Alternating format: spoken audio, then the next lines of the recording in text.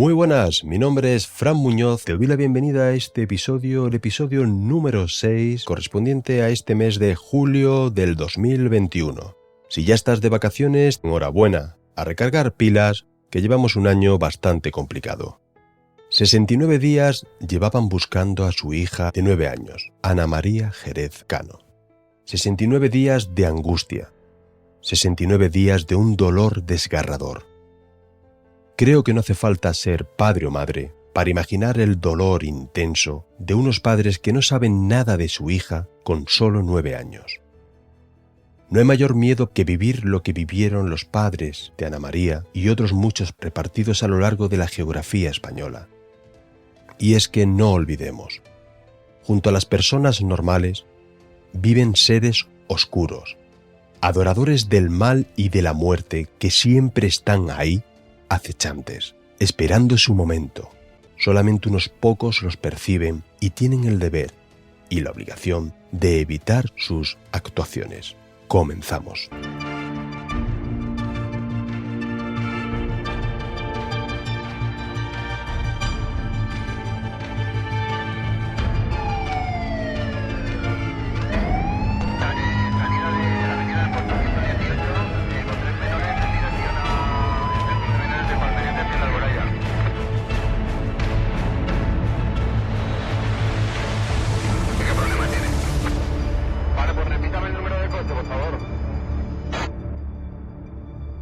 Detrás de la verdad.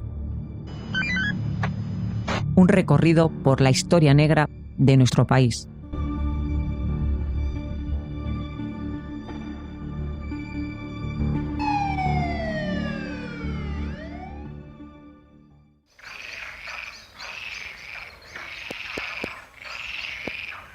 Un trágico descubrimiento tiñe de sangre la primavera onubense de 1991. Un cadáver desnudo de una niña flota en las aguas del río Tinto, oculto entre las malezas y los juncos. La cabeza está separada a 500 metros del pequeño cuerpo desnudo. Son los restos de Ana María Jerez Cano, niña onubense que llevaba 69 días desaparecida.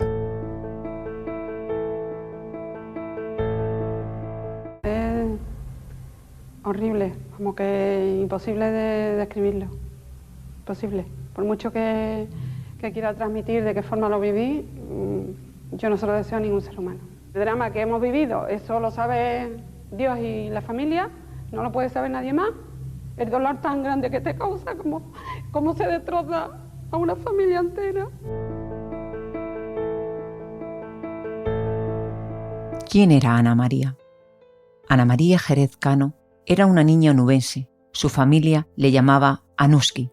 Tenía 9 años y era hija de José María Jerez, trabajador del registro de la propiedad de Huelva, y de Adoración Cano, enfermera de la localidad.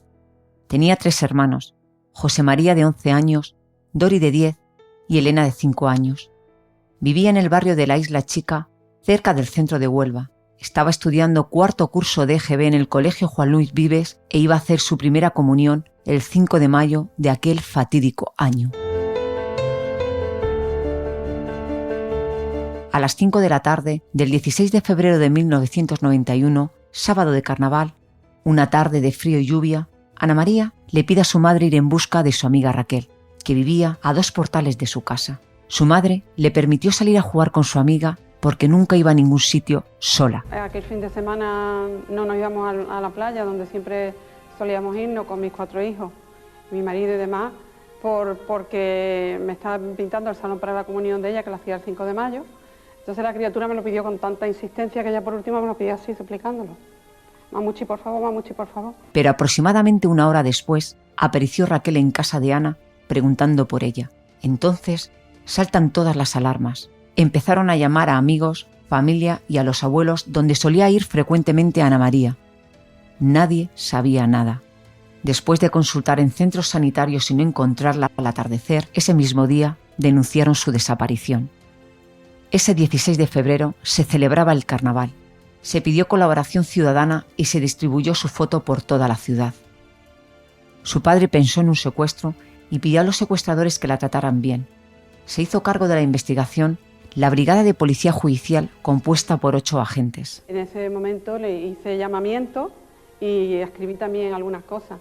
Y bueno, era ya apelando a la conciencia, ¿no?, humana, a que en todos los seres humanos teníamos también un corazoncito, ¿no?, y que por muy mala que fuera una persona, que yo apelaba a la bondad del ser humano y que por favor, que si la tenían, que la soltaran. Durante su búsqueda, Huelva se convirtió en el escenario de manifestaciones pidiendo que dejaran libre a Ana María, haciéndose extensible a toda la sociedad española. La falta de información da a pie a numerosas especulaciones, miles de testigos, videntes, adivinos. La policía no tiene pistas. Me acuerdo que una vez estábamos en Madrid haciendo yo gestiones y demás, y fue mi madre la que cogió el teléfono y se puso mi madre fatal. Le dejó escuchar el llanto de una niña. Se escuchaba un pajarito,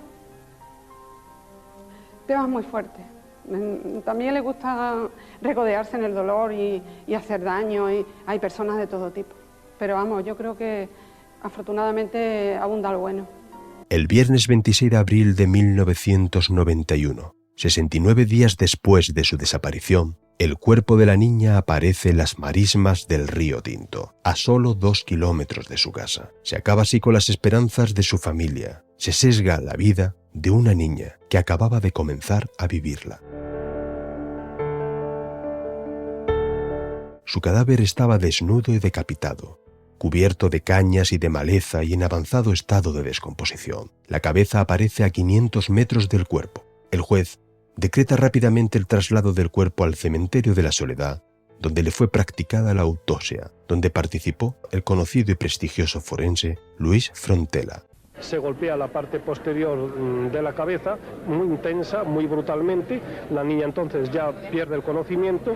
Una vez consumada la agresión sexual, el agresor le da por lo menos 8 golpes en el lado izquierdo de la cabeza con una piedra. Hija con 9 años, que no le había hecho daño a nadie, un ser lleno de vida, de alegría, de bondad, de dulzura, de belleza, de todo.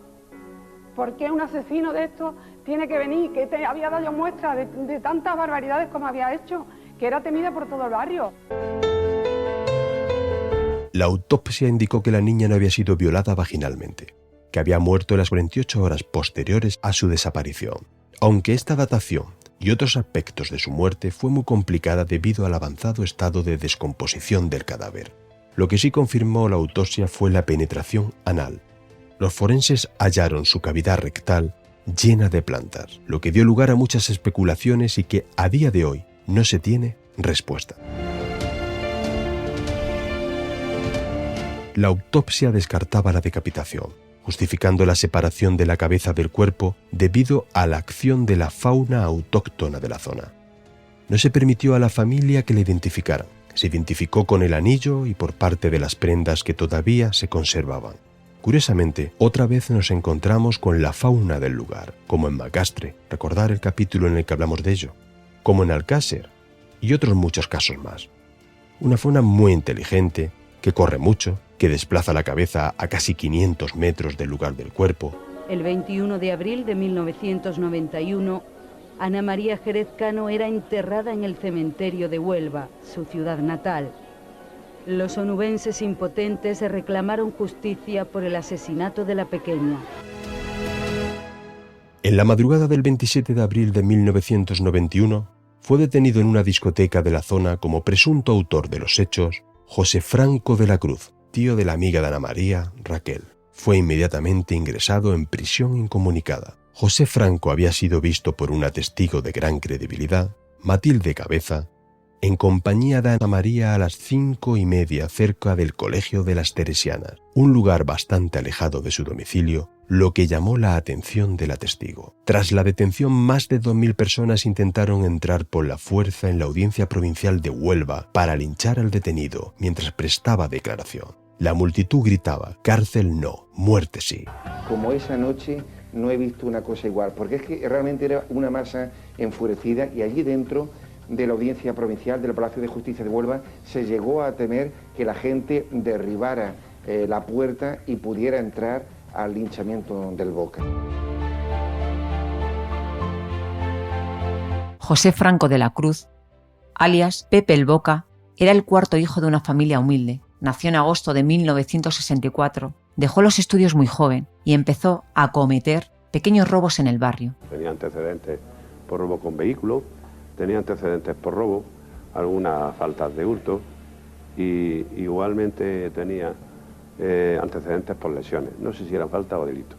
Sí se sabía que era violento y que había tenido brotes de violencia y agresividad con sus propios familiares. Yo me casé cuando él tenía 14 años. Yo lo veía un niño tímido, un niño retraído.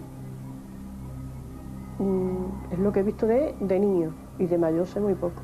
Me han contado que ha tenido peleas en lo que es, por ejemplo, paz, que tengo noticias de que ha sido guardaespaldas, que agredió a mi madre, que no fue queriendo, me dijeron, pero que tuvo una agresión y me ha dolido bastante. Tenía antecedentes por peleas, robo con fuerza y agresiones. Unos años antes de los hechos, había sido denunciado por una menor por violación, pero los padres retiraron la denuncia al parecer por miedo a represalias. Era un matón y ladrón de poca monta, quizá también un violador, pero hasta el momento no era un asesino. La madre de Ana María nunca dudó de la culpabilidad de José Franco.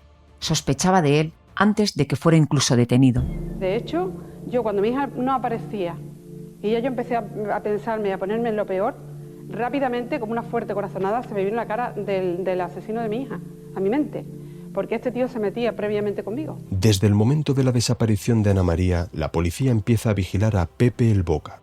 2 policías logran ganarse la confianza de José, que ya estaba muy implicado e interesado en la desaparición y por un gran interés por encontrar a Ana María.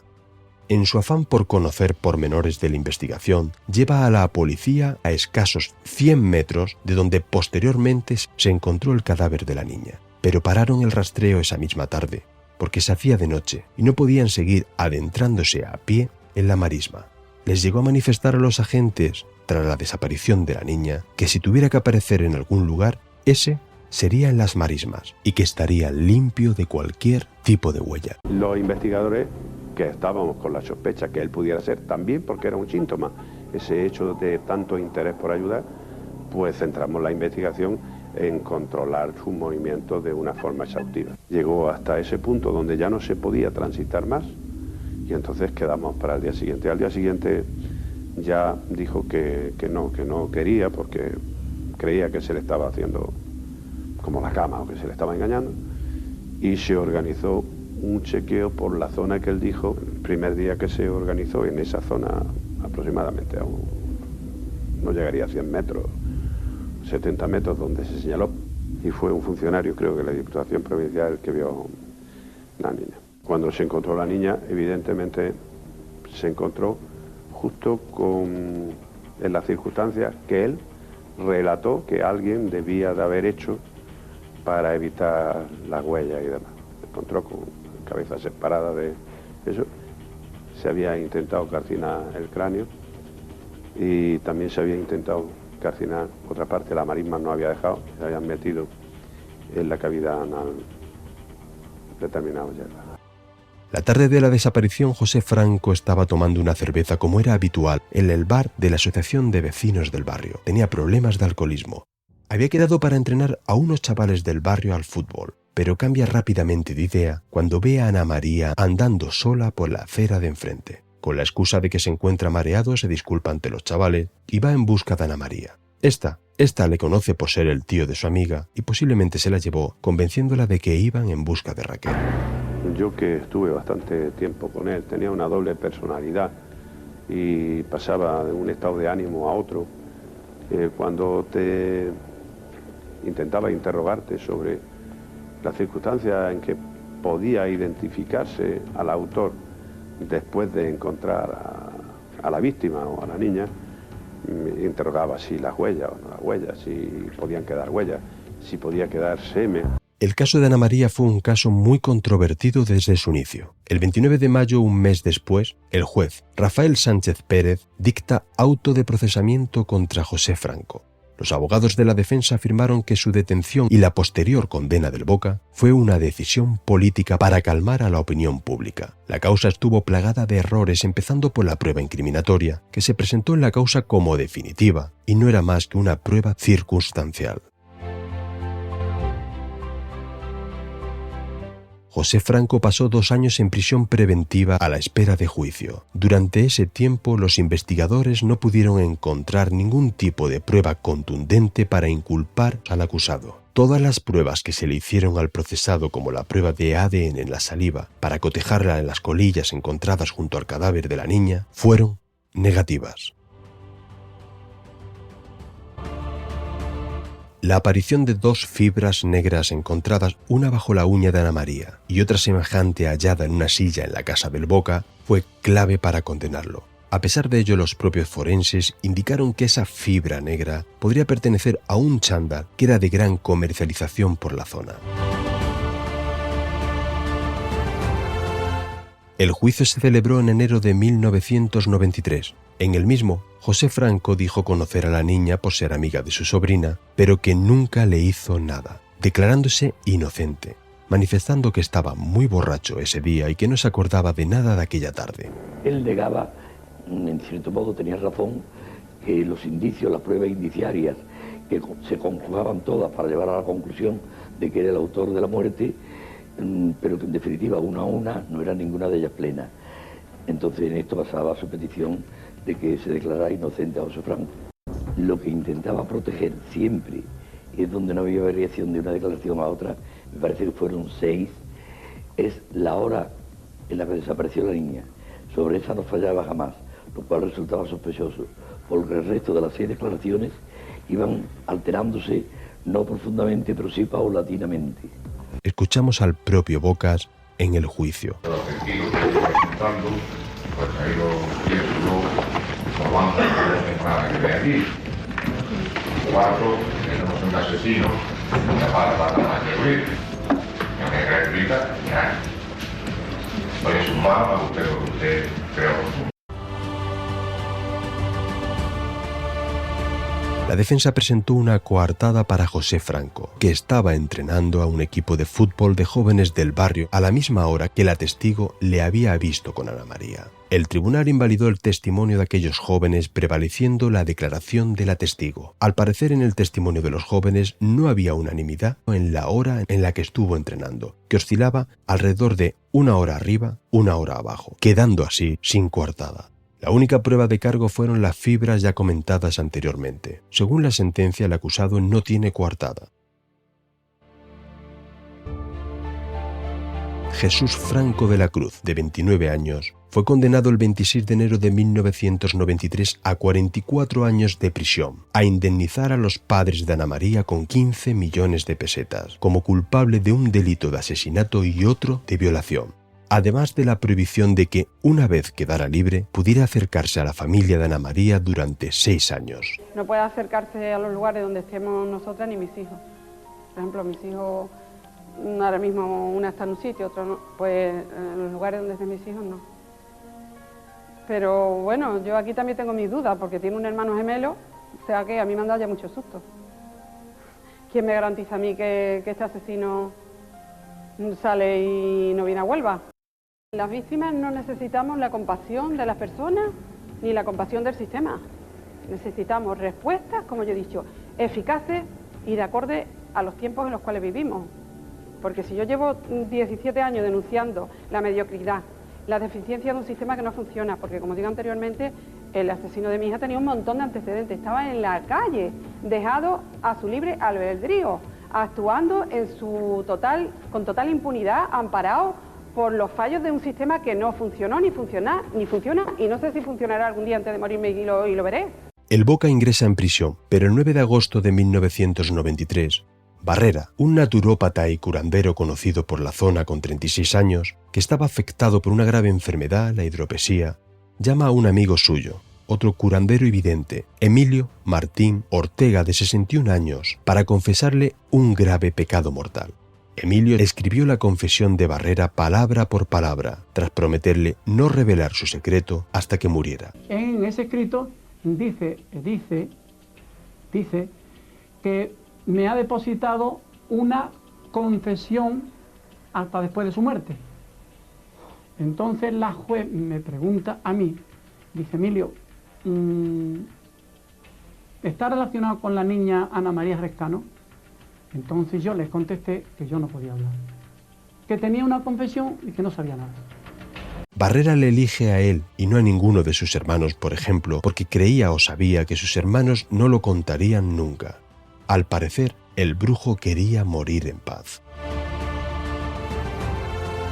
En septiembre de 1994 fallece. Tras su muerte, Emilio Martín Ortega acude al abogado del Boca con 2 manuscritos. El primero escrito por José Barrera, explicando el motivo de la confesión a Emilio Martín Ortega. El segundo manuscrito era la confesión escrita por Emilio Martín que Barrera le hizo. Un año antes del asesinato de Ana María, se extendió el rumor por Huelva de que se estaban celebrando ceremonias satánicas por la zona. Incluso llegan a producirse actos vandálicos en el cementerio local que quedaron reflejados por la prensa local del momento. Profanaban tumbas, invertían cruces. La policía nunca pudo aclarar el origen de estos actos. Barrera, el brujo confesó que el 16 de febrero, a las 4:30 de la tarde, recogió a Ana María en el kiosco de churros próximo a su casa. Era la confesión que José Barrera Barrio, un curandero considerado brujo, hizo al vidente Emilio Martín.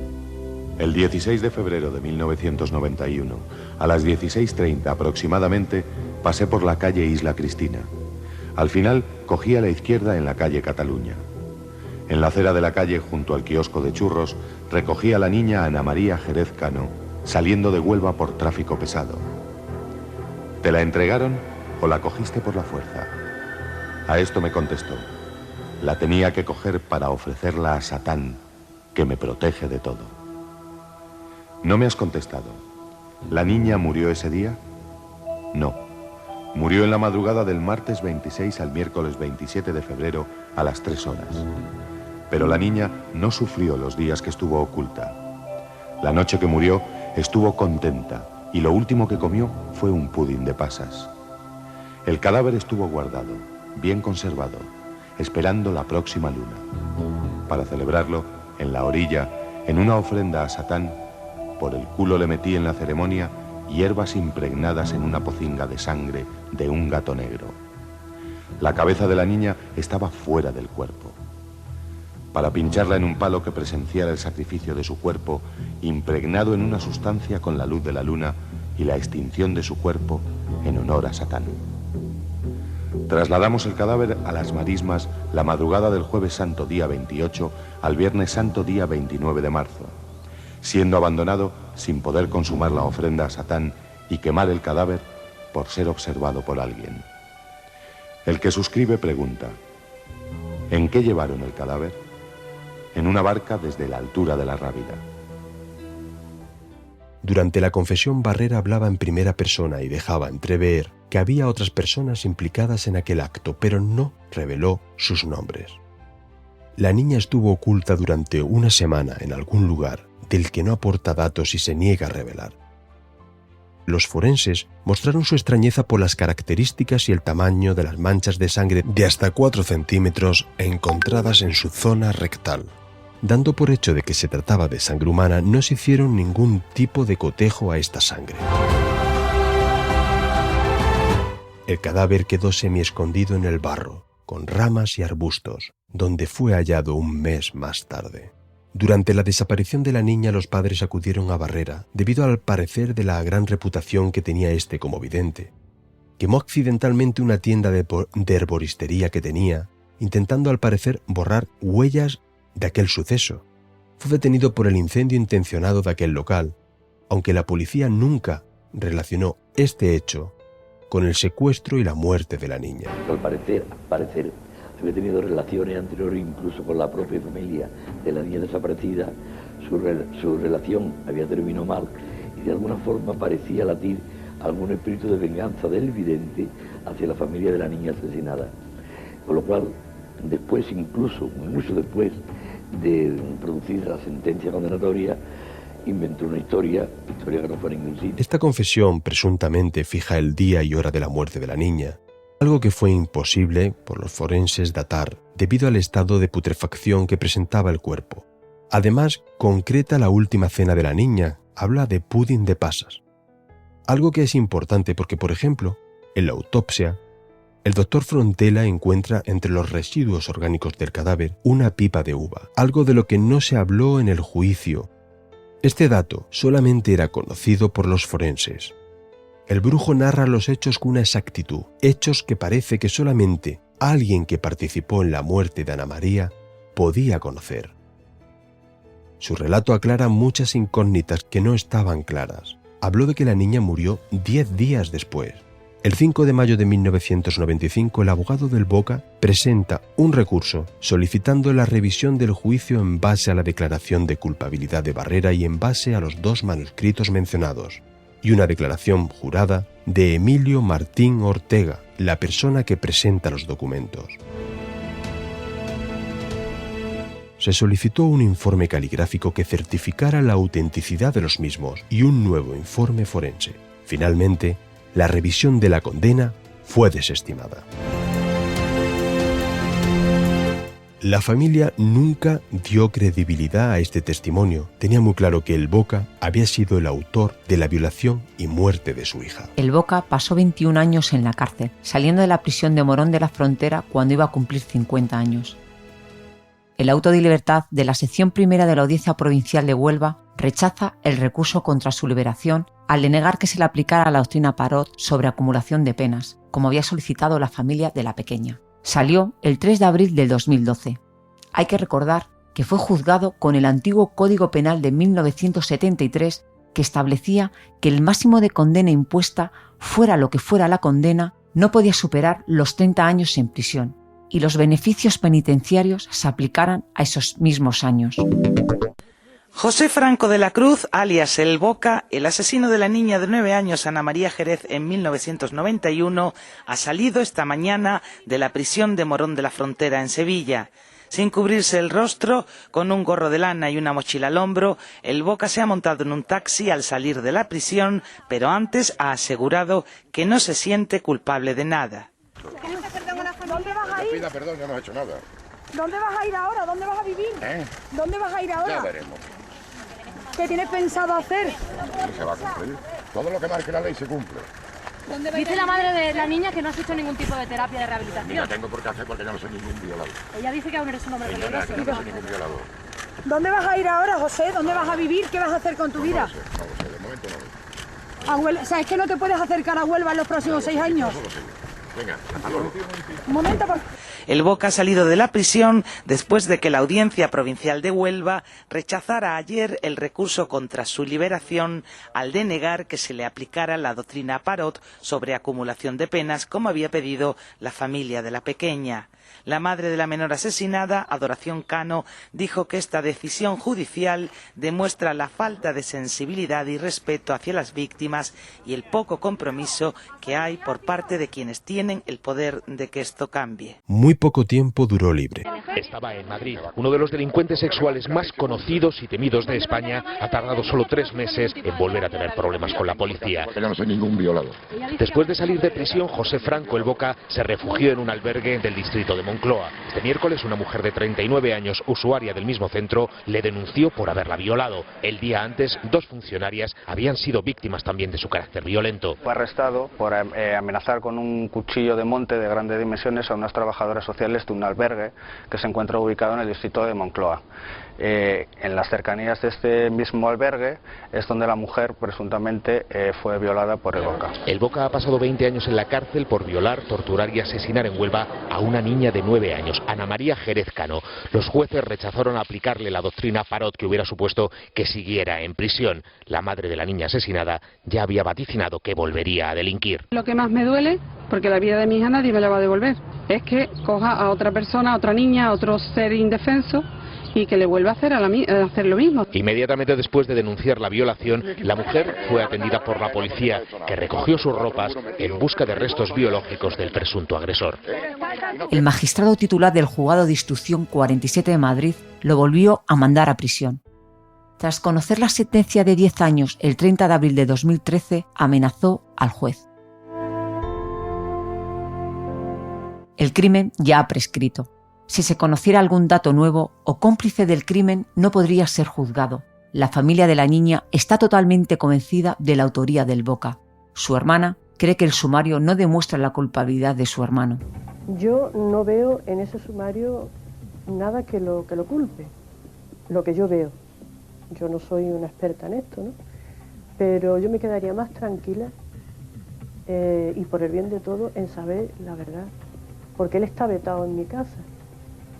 Entonces, lo mismo estoy vetando a una persona que es inocente, no lo sé, porque la duda está ahí.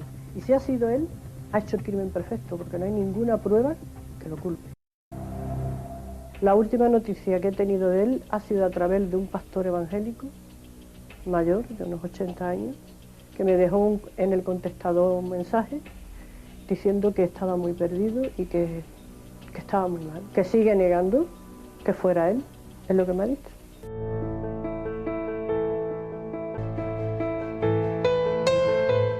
Parafraseando al gran Francisco José Fernández Cruz Sequera, con cada muerte observamos un mar de desolación, de sueños y de esperanzas rasgadas, de sueños frustrados. Cuando esta muerte no es natural, nos preguntamos el por qué. La sociedad en ese momento intenta dar respuesta encontrando un culpable. Necesita de ese culpable para que le devuelva la tranquilidad. Cuando este culpable no es hallado y nos encontramos ante un crimen sin resolver, solo nos queda la esperanza como sociedad de pensar y de creer que hechos así no se vuelvan a repetir. Es la forma de convencernos y de encontrar el consuelo necesario para poder seguir viviendo. Los que conocieron a Ana María siguen recordando a aquella niña alegre tal como era. Cerca de su domicilio una calle lleva a día de hoy su nombre. Su familia nunca podrá superar esta pérdida. Desde aquí, mandamos un fuerte abrazo para los padres, para los familiares y para los amigos de Ana María. La escribí el día de su cumpleaños, esperé a que se acostaran todos y tres hijos me quedaban. Y mi marido me puso de rodillas delante de ella y de la Virgen y le pedí que me diera fuerza para plasmar todo eso que yo tenía dentro. Y lo conseguí. Lo conseguí porque empiezo así: hoy 9 de diciembre, tu cumpleaños es vida mía, y un día igual que hoy Dios te regaló la vida. Dios me regaló tu ser y fue como le pedía, una morenita linda, de ojos color de miel, de cara risueña y boca dibujada por él. Viví estas navidades con ilusión y alegría. El regalo que yo le hacía era la justicia divina, porque la justicia del hombre sigo sin creer. Como siempre, este episodio es un pequeño granito de arena para recordar quién fue y para recordar que un asesino capaz de hacer esto a una niña nunca debería volver a pisar la calle. Su salida en 2012 fue un error grave de una legislación demasiado permisiva. No olvidemos que ya le queda muy poco para cumplir aquella condena de 10 años impuesta en el 2012, que con los beneficios penitenciarios debería estar muy próximo para quedar nuevamente en libertad. Hasta aquí el episodio de hoy. Si es la primera vez que nos escuchas, te invito a que te suscribas para que te puedan llegar próximos episodios a tu reproductor de podcast favorito. Te pido que nos des un me gusta, que nos dejes un comentario, lo que para ti te lleva un segundo y es gratis. Para nosotros es muy importante porque consigue dar mayor visibilidad a este podcast. Si te gusta, compártelo con tus amigos. Si no, compártelo con tus enemigos. Recuerda nuestras vías de contacto. Te las dejaremos en la descripción de este episodio. Nuestro Twitter, @sawenpodcast, nuestro correo electrónico, sawenpodcast@outlook.es, y también te quiero recordar que tenemos abierto un canal de Telegram, Detrás de la Verdad Podcast, todo junto. El enlace de esa invitación te la dejamos, como las demás vías de contacto, en la descripción de este episodio. Daros las gracias a todos vosotros por dedicarnos vuestro tiempo. Quiero agradecer y mandar un abrazo muy fuerte a Carmen por prestarnos su voz y por su colaboración en la narración de este hecho. Muchísimas gracias. Muchas gracias a ti, Fran, por invitarme. Muchas gracias a los oyentes por seguir escuchando estos capítulos y pedir disculpas por los posibles errores que os encontréis. Yo estoy empezando en esto y la verdad es que me cuesta un poco. Gracias de corazón a todos. Un abrazo de este humilde servidor. Mi nombre es Fran Muñoz y te emplazo hasta el próximo episodio que, como siempre, ya sabes, será el primer lunes de cada mes. Recuerda, no te olvides, intentar ser feliz. Un abrazo.